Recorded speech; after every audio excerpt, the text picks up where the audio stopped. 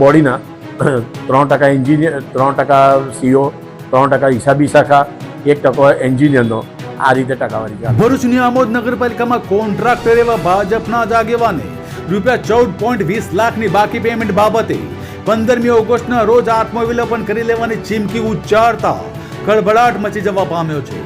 સાથે જ નગરપાલિકા પ્રમુખથી માંડી અધિકારીઓ બાકી પેમેન્ટની ચૂકવણી માટે ટકાવારી માંગતા હોવાના પણ ગંભીર આક્ષેપ કરવામાં આવ્યા છે.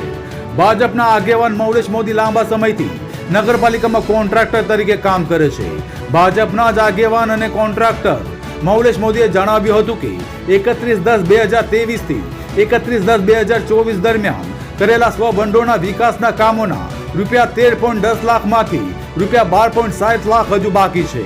સાથે જ બીજા સ્વભંડોળના કામની રકમ મેળવી કુલ રૂપિયા 14.20 લાખનું પેમેન્ટ 8 મહિનાથી અટકાવ્યું છે. તેઓએ આક્ષેપ કર્યા છે કે બાકી પેમેન્ટ માટે નગરપાલિકાના પ્રમુખ, પદાધિકારીઓ અને અધિકારીઓ ટકાવારી માંગે છે. તેમના મુજબ ચીફ ઓફિસર 3%, નગરપાલિકા બોડી 7%, હિસાબી શાખા 3% અને એન્જિનિયર 1% કમિશન લે છે. આ રેશિયો તમામ કોન્ટ્રાક્ટરો માટે નક્કી છે અને નફાકારક કામોમાં સીધો હિસ્સો પણ માંગવામાં આવે છે.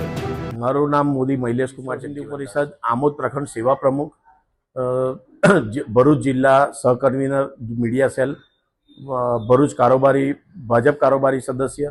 આમોદ નગરપાલિકામાં હું મારા વોર્ડમાંથી ભાજપની ટિકિટ ઉપરથી ચૂંટાયો છું અને આમોદ તાલુકા બક્ષીપંચ મોરચા ઉપરાંત માનનીય છત્રસિંહ મોરી સાહેબ જ્યારે ધારાસભ્ય હતા તેના ચૂંટણી સહસંયોજક હતો. NC પ્રજાપતિ જ્યારે જિલ્લા પંચાયતની ચૂંટણી લડ્યા ત્યારે અને મનસુખભાઈ વસાવા હતા ત્યારે પણ હું તેમના એજન્ટ તરીકે 2023 થી 31/10/2024 સુધી મેં સ્વભંડોળના 1 વર્ષ માટેના વાર્ષિક ભાવ મંજૂર હેઠળના કામો કરેલા છે. જે પૈકી મને 21/5/2024ના રોજ માત્ર 51,000 રૂપિયા પેમેન્ટ ચૂકવ્યું છે. હજુ તેના 12.60 લાખ રૂપિયા મારે લેવાના નીકળે છે. એ ઉપરાંત મારા અન્ય ગ્રાન્ટના વિકાસના કામોના કુલ 6 લાખ રૂપિયા લેવાના હતા. તે પૈકી મને 5 લાખ રૂપિયા જેવી રકમ મારા આત્મવિલોપનની ધમકી બાદ આમોદ નગરપાલિકાએ આપી છે. હજુ મારે 2 લાખ રૂપિયા સ્વભંડોળના અને 2 લાખ રૂપિયા ગ્રાન્ટના અને 12.60 લાખ મળી અંદાજે 14 લાખ રૂપિયા જેવી રકમ લેવાની હજુ આજની બોડીના 3% એન્જિનિયર, 3% સીઓ, 3% હિસાબી શાખા, 1% એન્જિનિયરનો આ રીતે ટકાવારી. કોન્ટ્રાક્ટરે કરેલા આક્ષેપ અંગે આમોદ નગરપાલિકાના પ્રમુખ જલ્પાબેન પટેલે જણાવ્યું હતું કે પેમેન્ટ સ્વભંડોળના અભાવે અટકાવ્યું છે, કારણ કે નગરપાલિકાની આવક અને વેરા વસૂલાત ઓછી હોવાથી પગાર અને PF ચૂકવવામાં પણ મુશ્કેલી પડે છે. સ્વભંડોળ પ્રાપ્ત થયા બાદ કોન્ટ્રાક્ટરને ચૂકવણી કરી દેવામાં આવશે. પટેલ, નગરપાલિકા પ્રમુખ, આમોદ શહેર. હું સોશિયલ મીડિયાના માધ્યમથી મહિલેશભાઈ મોદી એક કોન્ટ્રાક્ટર તરીકે જે આક્ષેપો લગાવેલા છે કે ચીફ ઓફિસર શ્રી અને નગરપાલિકા પ્રમુખ શ્રી દ્વારા એમની પાસે પૈસાની માંગ કરવામાં આવે છે, ખરેખર એ વાત તદ્દન ખોટી છે.